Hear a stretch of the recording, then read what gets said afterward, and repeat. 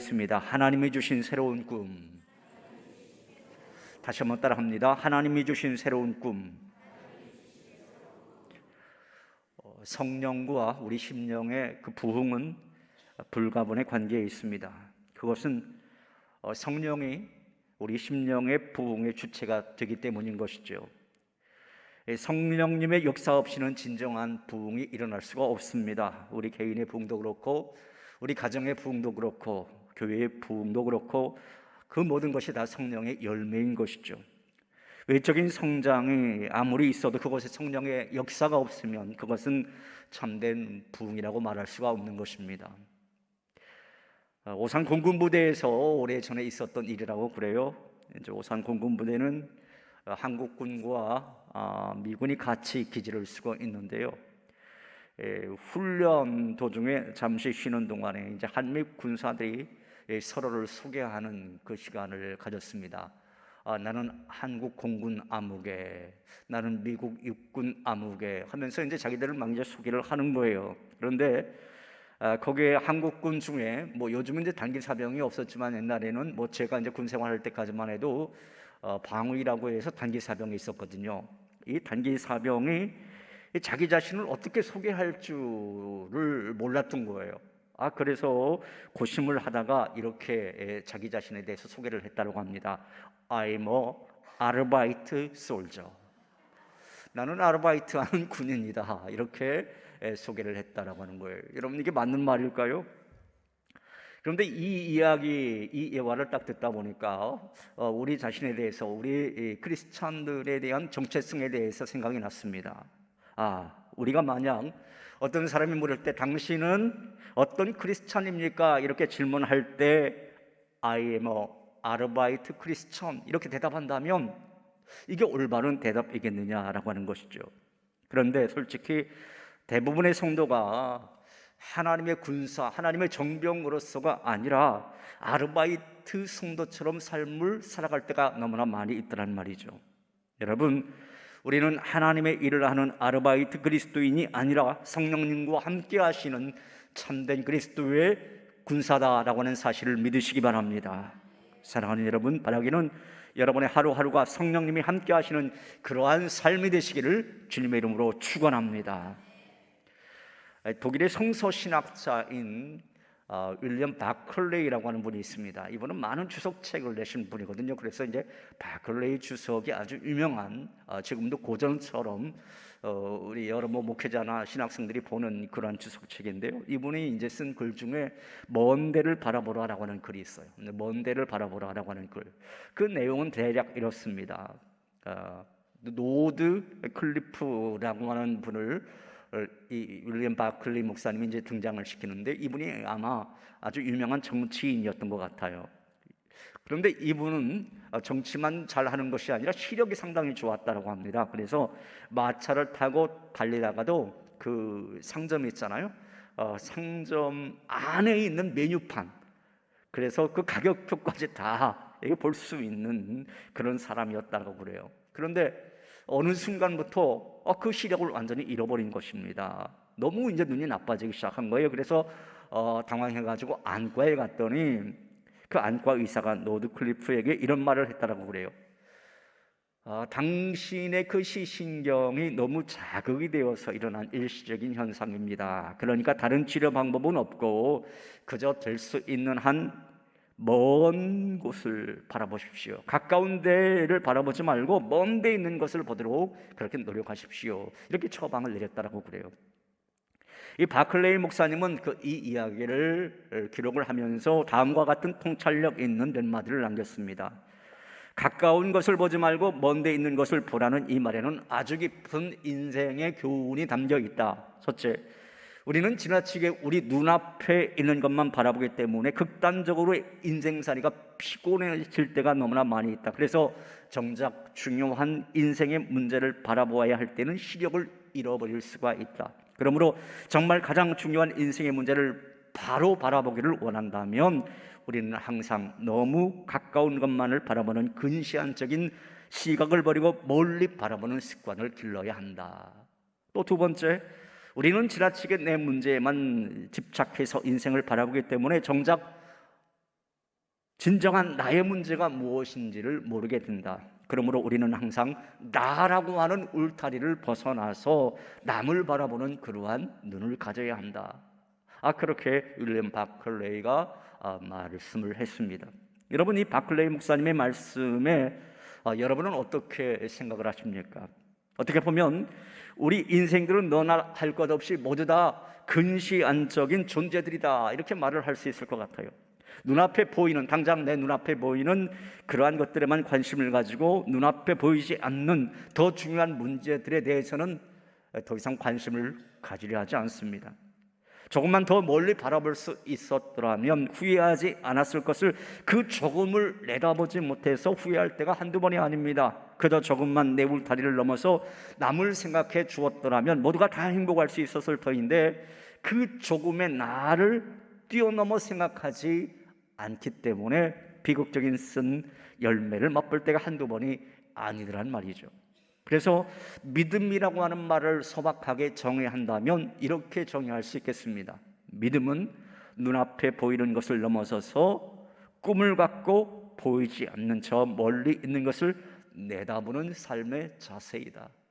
여러분, 믿음을 뭐라고요? 한번 저 문장 같이 읽어볼까요? 같이 읽습니다. 믿음은 눈앞에 보이는 것을 넘어서서 꿈을 갖고 보이지 않는 저 멀리 있는 것을 내다보는 삶의 자세이다. 여러분, 이렇게 말을 할 수 있을 것 같습니다.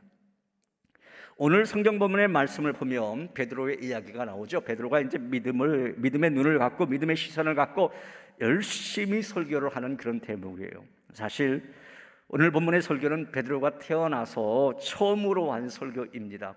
그전에는 예수님 뒤만 쫓아다니다가 그 수제자로서의 역할만 했죠. 그런데 설교라고 하는 것을 해본 적이 없어요.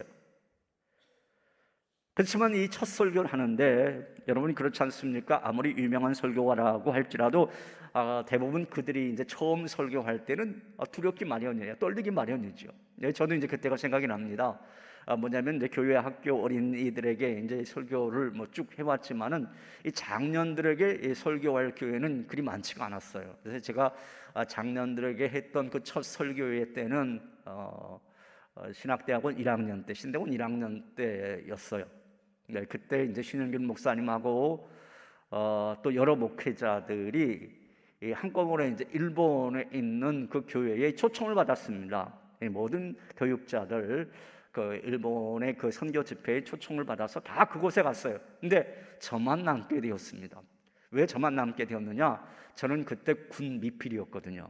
군종사관 후보생이었기 때문에 제가 외국에 나가기는 그때는 여러 가지 서류가 필요했습니다. 그래서 서류를 준비하려고 하다 보니까 국방부 장관의 사인이 있어야 되고 또 그때 당시에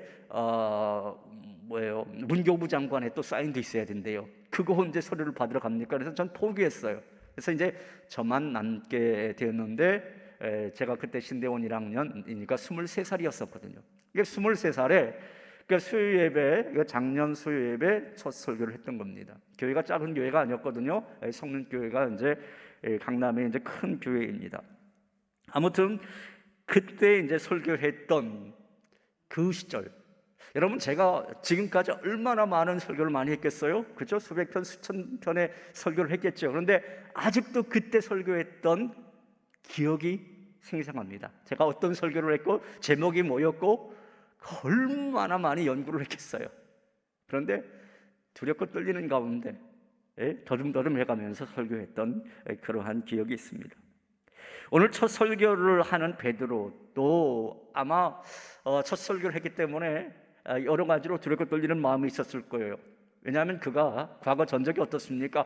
고기 잡던 어부였지 않습니까? 그다시 지식이 깊지 않았던 그런 사람이었죠. 흠도 많고 또 흥분도 잘하는 그러한 베드로가 수많은 사람 앞에서 설교하는 모습, 여러분 한번 상상을 해보십시오. 세련된 느낌 아마 없었을 것입니다. 하지만 베드로의 이 설교는, 오늘 본문에 있는 설교는 아주 모범적인 설교로 꼽히고 있어요. 그 이유는 첫째, 아주 단순하고 쉽다라고 하는 것입니다. 아주 단순하고 쉬운 설교를 했어요. 그리고 두 번째 특징은 뭐냐? 성경적이다라고 하는 거예요. 성경적이다라고 하는 겁니다. 베드로는 자신의 그 사상에 대해서만 말하는 것이 아니라 이제 구약 성경을 끌어와서 이제 설교를 해요. 그러니까 설교를 주예를 한 거죠. 요엘서와 그 시편을 인용하면서 철저히 성경에 근거해서 말씀을 전하고 있더라라고 하는 거예요. 그리고 세 번째, 그는 예수 중심적인 설교를 했다라고 하는 것입니다. 예수 그리스도의 삶과 죽음에 대해서, 그리고 부활과 승천에 대해서, 또 성령 강림의 역사에 대해서 설교를 하고 있어요. 설교의 중심이 자기 중심이 아니었습니다. 사람 중심이 아니라 철저히 예수 그리스도가 중심이었더라라고 하는 거예요. 베드로가 선포한 이 설교를 듣고 이 사람들이 놀랐습니다. 그래서 예수를 믿기 시작했어요. 어떤 때는 3,000명이 회개를 하고, 어떤 때는 5,000명이 회개하고, 놀라운 성령의 역사가 일어났습니다. 여러분 보십시오. 베드로가 이 설교의 말씀을 외친 때가 예수 그리스도를 모른다고 부인했던, 내가 다 굴기 전에 나를 3번 부인하리라, 그 예수 그리스도를 모른다고 부인했던 그때로부터 얼마쯤 지났을 때였습니까? 오순절 성령 강림이니까 50여일 지났을 때였어요. 그런데 그 50여일 만에 놀라운 변화가 일어났던 것입니다. 이 놀라운 변화의 여러분 근원이 무엇입니까? 그건 성령의 역사였던 것이죠. 성령의 능력이었던 것입니다. 예루살렘을 떠나지 말라라고 하는 그 말씀에 순종했어요. 또 오로지 기도에 힘쓰라고 하는 그 말씀에 순종했어요. 전혀 기도에 그가 힘을 썼기 때문에 성령의 능력이 그에게 임하였던 것입니다. 사랑하는 여러분, 저는 오늘 이 새벽에 성령의 능력이 여러분들 심령 가운데 넘쳐나시기를 주님의 이름으로 축원합니다. 여러분, 성령의 역사가 우리 심령 가운데 역사하면요 놀라운 겁니다. 제자들이 방언을 하면서 세계 각지에서 모인 사람들을 놀라게 했습니다. 그러나 더 놀라운 것은 그들은 그렇게 모였으면서도 한 마음과 한 뜻으로 함께 기도했다라고 하는 거예요. 그리고 그 모습을 봤던 그 무리들은 의외의 반응을 보이죠. 그 반응이 무엇입니까? 우리 함께 2장 12절 13절 자막을 보면서 이 말씀을 같이 한번 읽어볼까요? 다 놀라며 당황하여 서로 이르되 이 어찌된 일이냐 하며, 또 어떤 이들은 조롱하여 이르되 그들이 새 술에 취하였다 하더라. 여러분 보십시오. 방언을 말하고 또 함께 그 한 목소리로 먼저 기도하고 막 그러니까 사람들이 어리둥절해 있었다라고 하는 거예요. 그때 이제 베드로가 일어났어요. 베드로 사도가 일어나서 자기들에게 일어난 이 일이 과연 무엇인가에 대해서 이제 설명을 하기 시작합니다. 그것이 오늘 본문에 있는 그 말씀에 대한 대목이죠. 자, 14절 15절에 있는 말씀을 같이 읽어봅니다. 베드로가 11사도와 함께 서서 소리를 높여 이르되 유대인들과 예루살렘에 사는 모든 사람들아, 이 일을 너희로 알게 할 것이냐, 내 말에 귀를 기울이라. 때가 제3시니 너의 생각과 같이 이 사람들이 취한 것이 아니라, 우리들이 술 취한 것이 아니다. 하나님의 성령께서 역사하셔서 우리가 이런 일을 할 수 있게 되었다, 이렇게 고백하고 있는 대목이죠. 사실 여러분, 베드로가 어떤 사람이었습니까? 베드로는요 철저하게 꿈이 깨졌던 사람이었어요. 왜요? 그는 어떤 꿈을 꾸었습니다. 예수 그리스도가 메시아니까 이 예수 그리스도가 왕이 되기만 하면 나는 어떤 자리까지 오를 수 있겠다. 그리고 이스라엘 회복의 꿈, 정치의 꿈, 그 예수 그리스도의 정치적 성공을 기대했던 그 꿈이 예수 그리스도의 십자가 죽음과 더불어서 산산이 깨어져 버렸죠.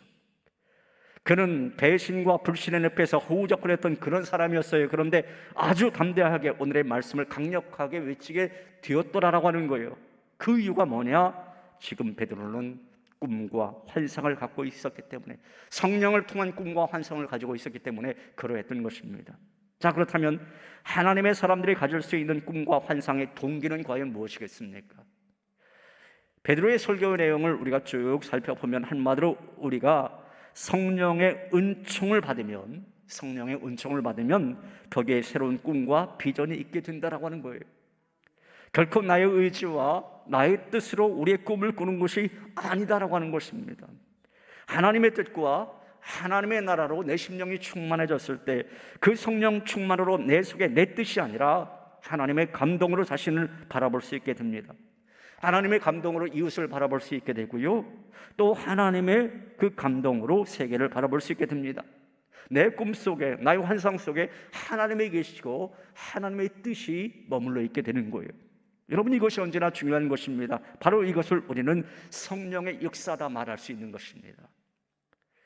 우리가 잘 알고 있는 대로 슈바이처 박사, 이 아프리카에서 평생을 봉사하면서 살았던 분 아닙니까? 그가 어떻게 해서 그러한 분이 되었을까요? 어떤 동기가 있었을까요? 여러분, 어떤 꿈과 어떤 환상이 그에게 있었기 때문에 그것이 가능했던 것일까요? 그가 이제 우리로 말하면 초등학교 시절쯤 되었을 때에 친구들하고 싸우게 되었다라고 그래요. 슈바이처가 자기 친구를 올라타고 앉아서 이제 주먹질을 딱 하려고 하는 겁니다. 이제 위에 올라타고 막 주먹질을 하려고 하는데 그 밑에 깔려있던 친구가 슈바이처에게 이런 말을 했다라고 그래요. 나도 일주일에 고깃국 2번 먹으면 너 이길 수 있어, 이렇게 말을 했다라고 그래요. 나도 일주일에 고깃국 2번 먹으면 너 이길 수 있어. 그때 독일은 매우 어려운 때였습니다. 그렇다고 슈바이처가 큰 부자로 사는 것은 아니었지만 슈바이처는 그 이야기를 듣고 충격을 받았다라고 그래요. 초등학교 다니는 학생이었지만 충격을 받았다라고 그래요. 아, 그렇구나. 고깃국을 먹지 못하는 사람이 있구나. 어려운 사람이 있구나. 약한 사람이 있구나. 그는 그 친구를 때릴 수가 없었다라고 그래요. 그리고 마음에 작정을 했다고 합니다. 나는 어려운 사람을 위해서, 약한 사람을 위해서 내 평생을 살아야 되겠다. 뜻을 정하였다고 합니다. 그리고 그는 그렇게 뜻을 정하고 믿음 안에서, 말씀 안에서 하나님을 위해서 꿈을 꾸고 그 꿈을 위해서 일생을 살았던 것이죠. 베드로는 계속해서 구약 요엘서에 있는 말씀을 인용하면서 설교를 합니다. 그 말씀이 오늘 본문 16절에서 18절에 있는 말씀이죠. 자, 16절에서부터 18절에 있는 말씀, 우리가 너무나 잘 알고 있는 말씀이지만 이 말씀 같이 읽어봅니다.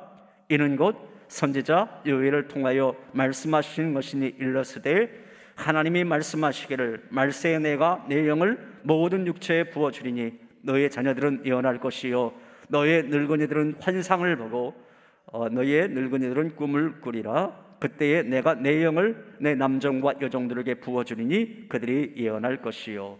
제가 중간 부분을 잘못 읽었죠. 너의 젊은이들은 환상을 보고. 자, 보십시오. 너의 자녀들은 예언할 것이요 너의 젊은이들은 환상을 보고 너의 늙은이들은 꿈을 꾸리라.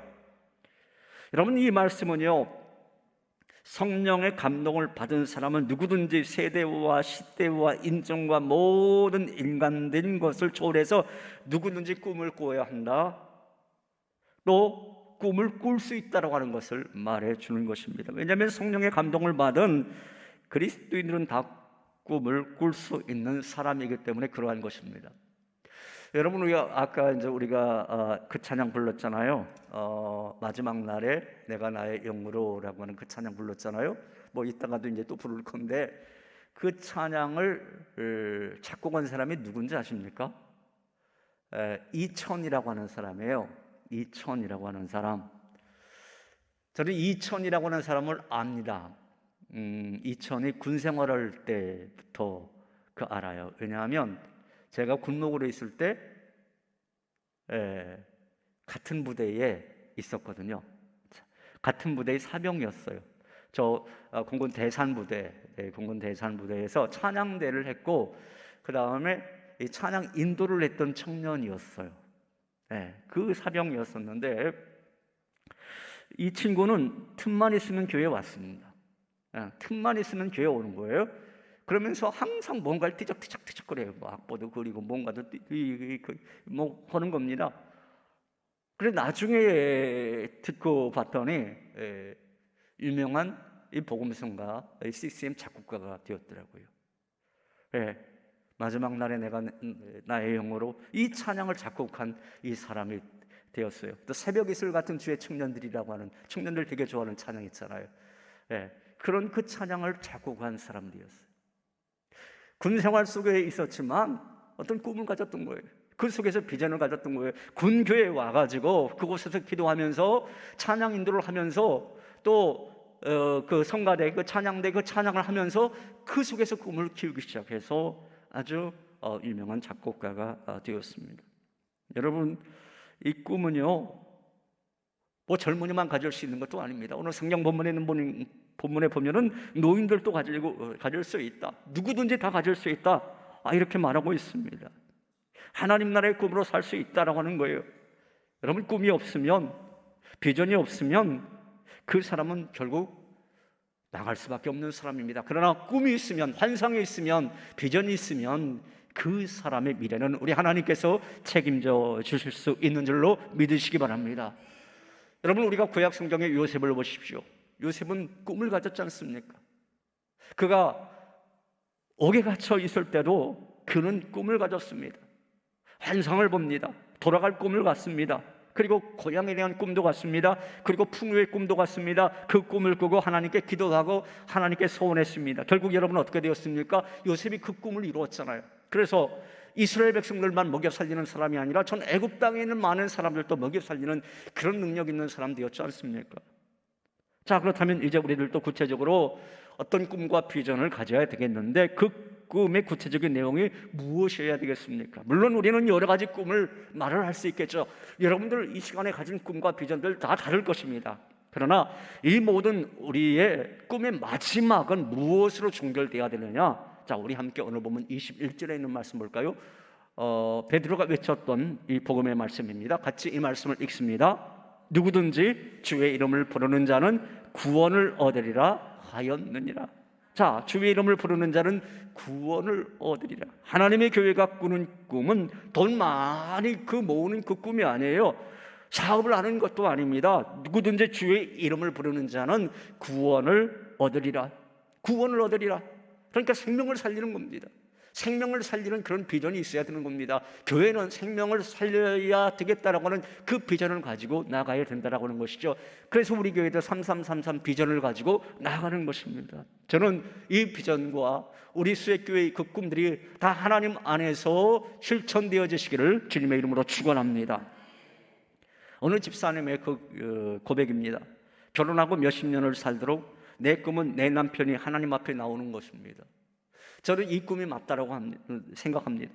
결혼하고 몇십 년 살도록 내 꿈이 뭐였다고요? 내 남편이 하나님 앞에 나오는 것이다. 생명을 구원하고자 하는 꿈이 그에게 있었던 거잖아요. 여러분, 내 아내가, 내 남편이, 내 아들과 내 딸이 주의 이름을 부르면서 구원을 얻는 꿈, 우리의 이웃과 이민족이 주님의 이름을 부르면서 어찌알고 가슴을 치면서 하나님 앞으로 몰려드는 그러한 꿈, 하나님의 교회로 몰려드는 그러한 꿈, 하나님 앞에 엎드려지는 그러한 꿈, 이런 꿈이 우리에게 있을 때 하나님은 그 꿈대로 이루어 주시는 줄로 믿습니다. 여러분, 그렇습니다. 우리는 그러한 비전을 갖고 그러한 꿈을 갖고 기도해야 할 것입니다. 주님, 누구든지 주의 이름을 부르게 하시옵소서. 남녀노소 빈부귀천 누구든지 주의 이름을 부르고 그 이름을 부르는 자들을 주님께서 구원해 주시옵소서. 그 영혼이 구원받게 하여 주옵소서. 그들이 가지고 있는 약함이 주님의 뜻으로 말미암아 강해질 수 있도록 도와주옵시고, 질병에 물려갈 수 있도록 도와주옵시고, 삶이 새로워질 수 있도록 하나님 인도해 주시옵소서. 나의 꿈을 통해서, 하나님의 그 교회의 꿈을 통해서 이러한 꿈들이 하나하나 다 이루어질 수 있도록 하나님 도와주옵소서. 그러한 기도가, 또 그러한 꿈 우리가 기도해야 될 것이고, 또 그러한 꿈을 구체적으로 꾸어야 될 것입니다.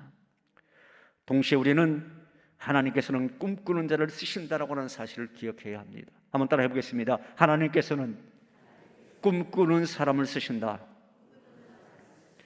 여러분, 하나님은 꿈이 없는 사람을 결코 쓰지 않습니다. 성경을 보십시오. 꿈이 없는 사람 하나님이 쓴 적이 없어요. 하나님은 꿈이 있는 요셉을 사용하셨습니다. 꿈이 있는 이사야를 쓰셨습니다. 세계 선교의 비전을 가진 그런 꿈이 있는 그 사도 바울, 그는 약한 자였지만 하나님은 어떻게 했습니까?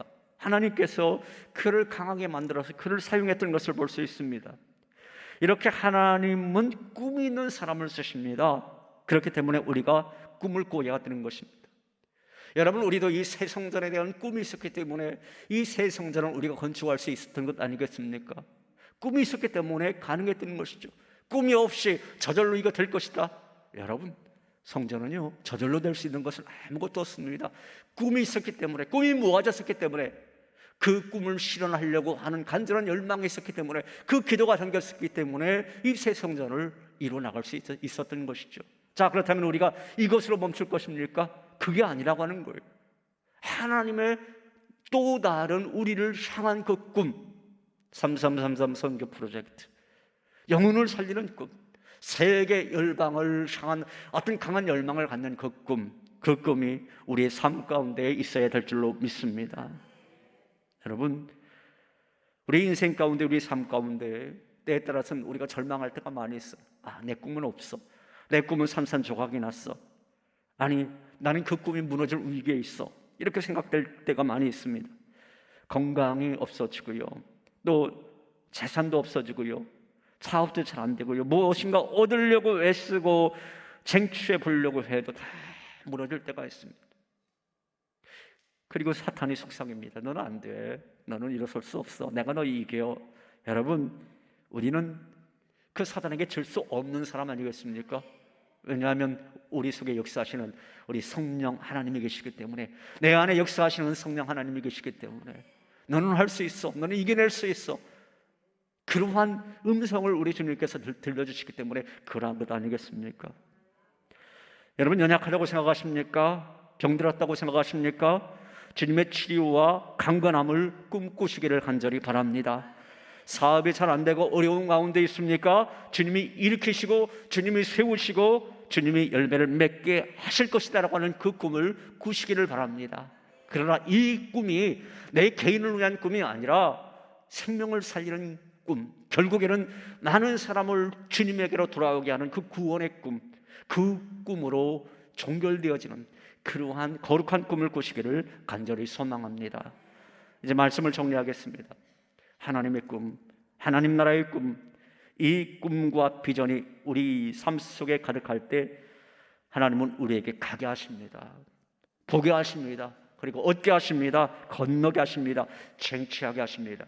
그래서 여호수아에게도 말씀하시고 갈렙에게도 말씀하셨습니다.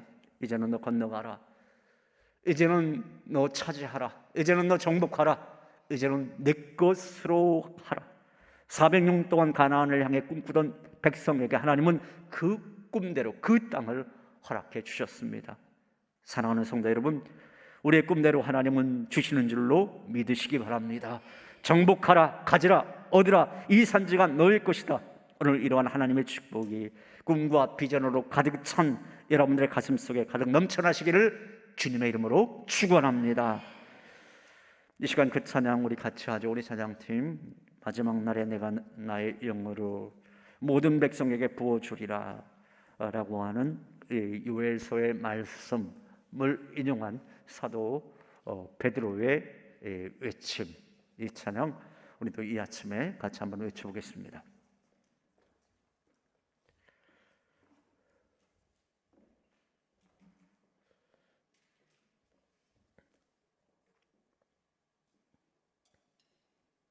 네, 드럼 비트 처음부터 할 거예요. 예.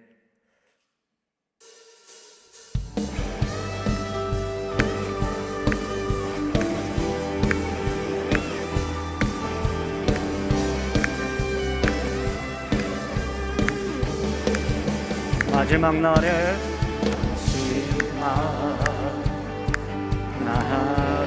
내가 나의 영으로 내가 나의 영을 모든 백성에게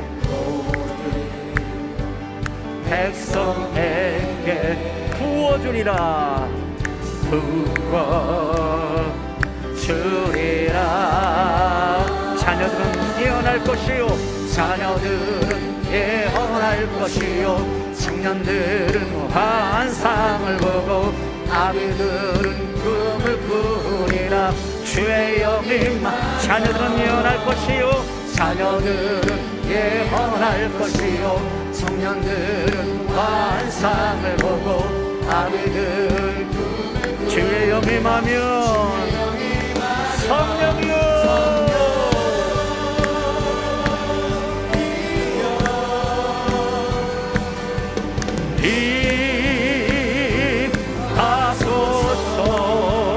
성령이여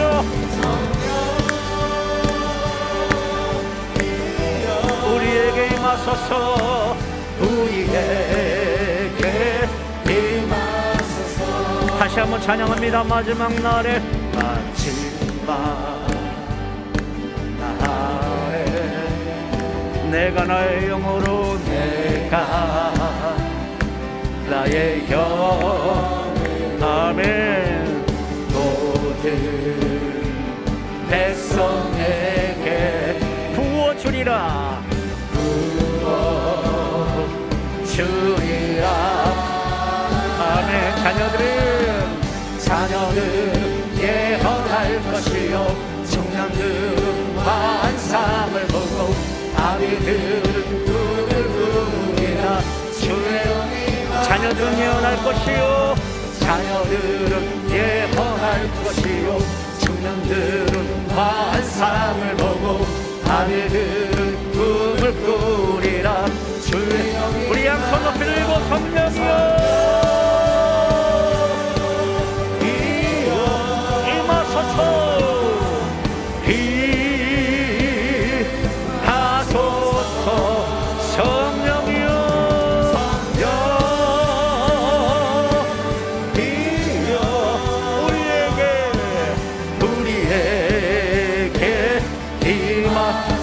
자녀들은 예언할 것이요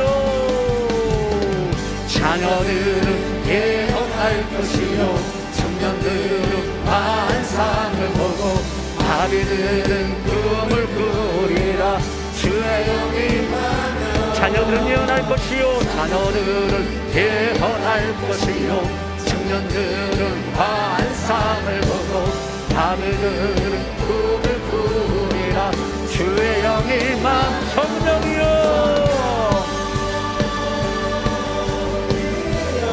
임하소서 임하소서 성령이여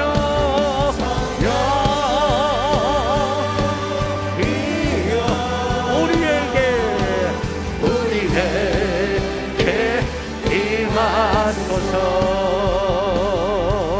임하소서 사랑의 아버지 하나님 오늘 6월 첫날 저희가 주님 전에 나와서 하나님 말씀 듣고 하나님 앞에 이렇게 간절하게 부르짖어 기도할 수 있도록 우리의 발걸음 인도하여 주시고 우리의 심령 이끌어 주심을 참으로 감사합니다.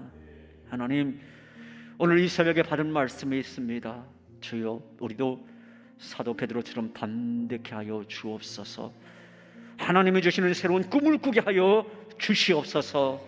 세계 열방에 대한 꿈 그리고 나를 통하여 하나님의 뜻이 이루어지는 그 꿈 생명을 살리는 그 꿈 우리 가운데 허락하여 주시옵소서. 하나님 우리 교회 공동체가 우리 색 공동체가 꿈꾸게 하여 주시옵소서. 교회 건축하는 것으로 안주하는 것이 아니라 아버지 하나님이시여 모든 당영원으로부터 어린 영아부 어린 심령까지 할 만한 뜻되어서 하나님이 우리 교회를 향한 그러한 놀라운 꿈과 비전과 환상을 가지고 세계 열방을 향해 달려갈 수 있도록 도와주시옵소서. 하나님 우리 입술 속에서 부정적인 말 나오는 것이 아니라 하나님이 함께 하시면 성령님이 함께 하시면 할 수 있습니다. 가능케 하실 수 있습니다. 믿음 가지고 전진할 수 있도록 도와주시옵소서. 우리 가운데 약함들이 있습니다. 육신이 약한 사람 있고 아버지여 주의 치료와 주의 만지심이 주의 터치하심이 필요한 심령이 있습니다. 사업의 문제로 고민하고 있는 심령이 있습니다. 자녀의 문제로 아버지 주님께서 정말 일으키심이 필요한 그 가정들이 있습니다. 주님 세워 주시옵소서. 주님 다시금 열매 맺게 하여 주시옵소서. 이제는 너 건너가라. 이제는 너 차지하라. 이제는 너 정복하라. 이제는 네 것으로 만들라. 여호수아 갈렙에게 주셨던 그 약속의 비전의 말씀이 우리 가운데 실현되고 아버지 그 말씀대로 살아갈 수 있는 신실한 하나님의 백성 되게 하여 주시옵소서. 이제는 우리 주 예수 그리스도의 은혜와 아버지 하나님의 무한하신 사랑과 성령님의 감화감동 역사 인도하심이 하나님이 주시는 새로운 꿈 성령 안에서 이룸받고 또 열심히 달려가고 아버지요 그래서 내 개인의 꿈만 아니라 이 민족의 꿈 또 우리 교회의 꿈 우리 가정의 꿈 다 이루어 나가며 그렇게 간증하며 또 소망 가운데 전진해 가기를 원하는 오늘 이 자리에 모인 우리 여러 성도들 위에와 성도들 각 가정 위에 우리 셋교회의 그 비전 하나하나 위에 이제로부터 영원토록 함께 하옵시기를 간절히 축원하옵나이다. 아멘.